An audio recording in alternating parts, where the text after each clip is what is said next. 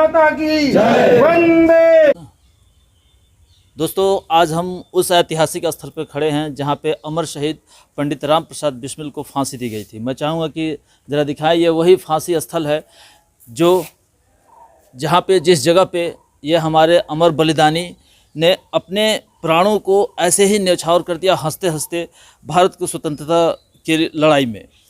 आज इसी क्रम में हम इनसे बात करने जा रहे हैं। सर, क्या कहेंगे आज के मौके पे? आज पंडित राम प्रसाद बिस्मिल की 127वीं जयंती है और उसके अवसर पर हम सभी ने प्रातः उनके मूर्ति पर साफ सफाई करके माल्यार्पण किया और शाम को 127 दीप जलाकर उनके बलिदान को शिद्दत से नमन किया। कृतज्ञ राष्ट्र ने उनको अपनी श्रद्धा सुमन अर्पित की।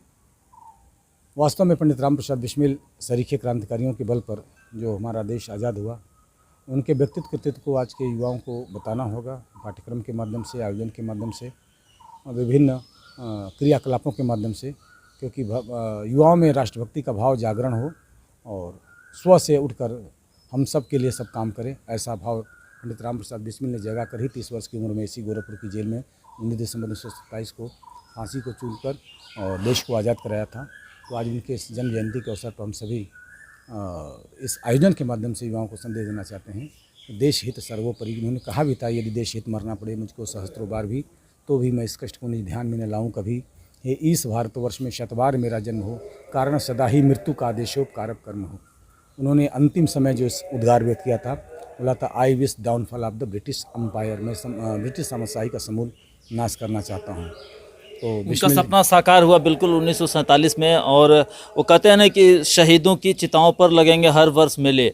बिल्कुल ये मेला ही है, चाहे जयंती हो, चाहे उनकी पुण्यतिथि हो, हमेशा लोग उनके नमन करने के लिए, उनको श्रद्धा सुमन अर्पित करने के लिए इकट्ठे हो जाते हैं।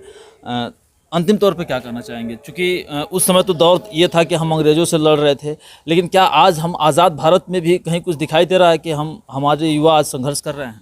देखिए, वास्तव में अगर आप मुझसे पूछेंगे तो मैं तो ये कहूँगा कि भारत अभी भी सांस्कृतिक रूप से गुलाम है। अंग्रेज़ गए और उन्होंने सत्ता का स्थानांतरण किया, न कि हमारे देश को स्वतंत्र किया। आज भी जो भी जितने कानून हैं, नियम हैं, सब अंग्रेज़ों के बनाए हुए भारत हैं। अंग्रेज़ों के बनाए हुए नियम ही भारत में चल रहे हैं और अभी हम सांस्कृतिक रूप से गुलाम हैं। गुलामी के प्रतीक चिन्ह अभी भी हमारे सर पर कहीं न कहीं हमको बताते हैं कि हम गुलाम रहे हैं। तो हम तो यही चाहेंगे कि युवा, देश का युवा जगे, तोड़ाई जगे और जो गुलामी के जितने प्रतीक हैं वो उनका नामो निशान भारत से मिटे, क्योंकि भारत माँ अभी भी कराह रही है और आज़ादी का जश्न अभी भारत माँ मना नहीं रही है, क्योंकि सांस्कृतिक रूप से हम अभी भी गुलाम हैं। चलिए, थैंक्स। कहना चाहेंगे आप? मैं कानपुर से आया हूँ, क्योंकि कानपुर भी क्रांति की केंद्र रहा है। 1857 क्रांति की योजना जब बनी तो वो कानपुर में बनी। मेरठ में उसका इम्प्लीमेंट हुआ मंगल पांडे जी के द्वारा। तो चंद्रशेखर आज़ाद, रानी लक्ष्मीबाई, अशफाक उल्लाह खां, अजीजन बाई, नाना पेशवा, सारे के सारे लोग क्रांति का योजना बनाने के लिए बिठूर आते थे। तो मैं भी देखने आया कि ये प्रेरणापुंज किस प्रकार का होगा, किस प्रकार का वातावरण होगा।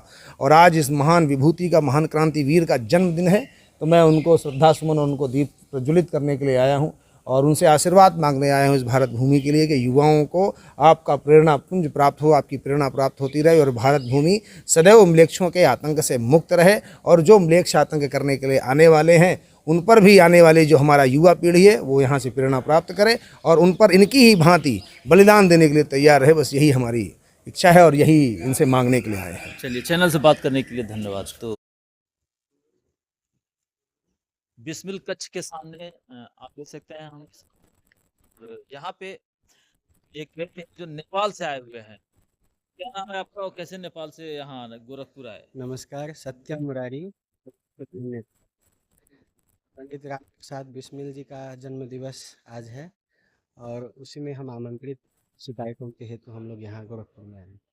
तो यहाँ पे आकर के क्या क्या